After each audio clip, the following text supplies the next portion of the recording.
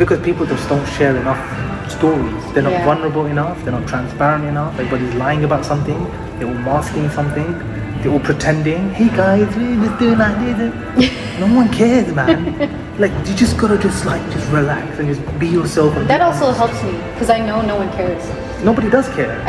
Honestly, I do it for myself because I do it for the moment after I hit share or submit or post or whatever. It's for me because I'm the one sitting there enjoying it. I'm my own audience. Thank you for saying that. I because this is literally the reason look why at, and then for we 8+ like years- our own stuff. Yeah.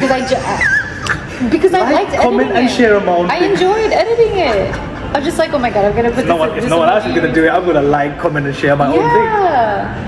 And there's like all these like things that you have no idea, like our own subliminals for ourselves, like plugged into like our content. Yeah. But I mean, I enjoy it. I sit there and then I literally like am my own viewer, and I'm enjoying it. And then I hit refresh because I just want to watch it over and over because I'm enjoying my own. I'm making it for me. Yeah. That's what helps.